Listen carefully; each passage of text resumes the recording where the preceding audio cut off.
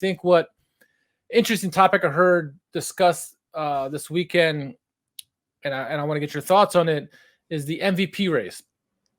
Both Lisi and Patrick Hendrick brought up the point that it should be a no-brainer at this point that Domenico Berardi should be the MVP this season. 10 goals, 11 assists. He's doing it all ways and every way on the right wing. I know Milanisti would love to have him on the right wing there with the creative flow that he has. He is just doing everything right, and he leads his team when he needs to. He is having a fantastic season. Now, the question you're going to say is, well, he's not running in the race for the Scudetto, and their team is not that great, which is true. But, what he does, what we've seen from players in the past who've won the MVP, Icardi, though he had probably close to 20 goals that year, he was double digits in goals and assists. We've seen other players do the same thing. We know in the years past, Di Natale had similar numbers, and it's hard when you're a small team to win the MVP, but I think Domenico Berardi is one of the best players, if not the best player this season from front to end. Thoughts on either him as the MVP, or who would you tip as the MVP at this point with 11 games or 10 games to go? He's making a hell of a case, isn't he? So I won't fight anybody that wants to say Domenico Berardi. I think this would have a lot more weight to it if Sassuolo could have won, against some of these lower teams. I was just trying to look up. Or been in the European hunt, right? Yeah, or in the European hunt. And it's not too late for them to sneak into that. Right. Everyone's going to look at the goal scorers like Vlahovic and Immobile and, sure. So on, or Simeone even maybe. And I don't have a problem with that. Dybala has now gotten injured. And there was, you talk him up.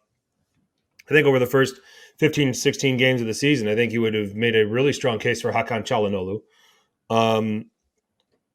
I think another guy that you're talking about, if you want to talk about mid-table performances, and another guy that you probably want to put in this conversation, I'd throw Gianluca Caprati in there too.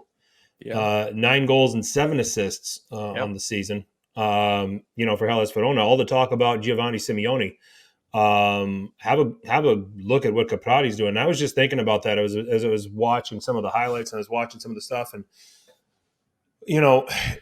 Caprati has always been on the the Beneventos and the teams that have kind of been towards the bottom of the table, and it's awesome to watch a player with his skill set be on a team that has a little bit of quality around him now.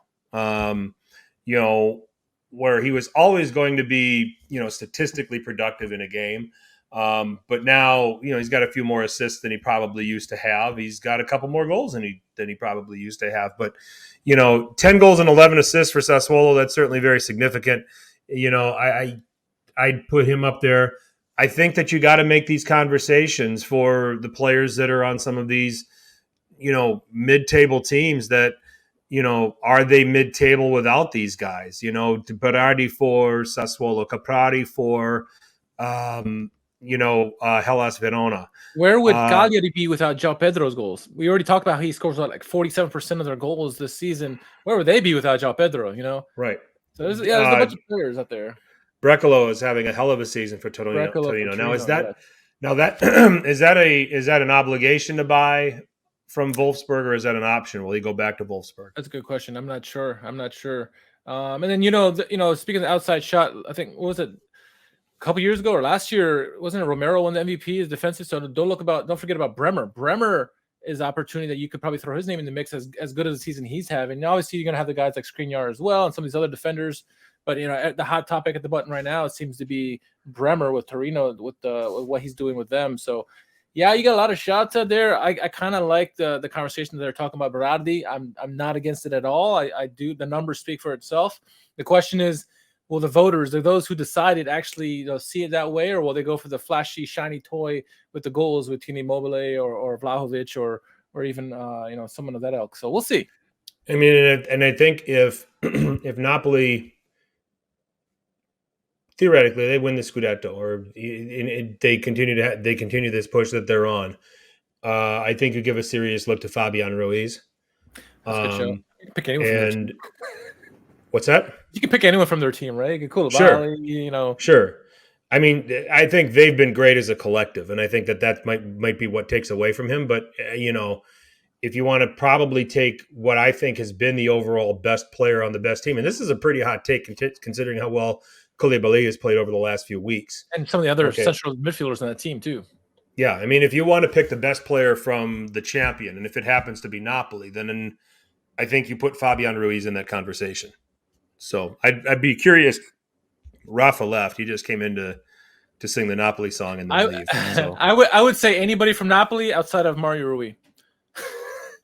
What a player he is. Sure. But yeah, I mean, it's interesting if you want to talk about player of the season. They're all in the conversation. They're all in the conversation for our team of the season. We're going to have, we're not just going to have players from the top 3 or 4 teams in that team. Berardi's going to probably get in there. Caprati's making a huge case.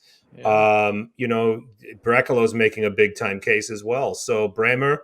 Guys like that. So this is huge. Yeah, there's a lot of talent, throughout the league. And I think that just is another indicator of why all of these games are difficult for everybody, that you can't just walk in and look on paper and say, oh, it's Torino. We've beaten Torino enough before. We'll go out and beat them again. Well, it's a different Torino now. So, and Belotti scoring for him now too, on top of it. But yeah, it's a fascinating conversation. I don't have a problem with anybody wanting to say Berardi should be at the head of the class here. But I'll also look for the other options too. So, and maybe make the case for all of them as well. But yeah, great conversation, great topic there.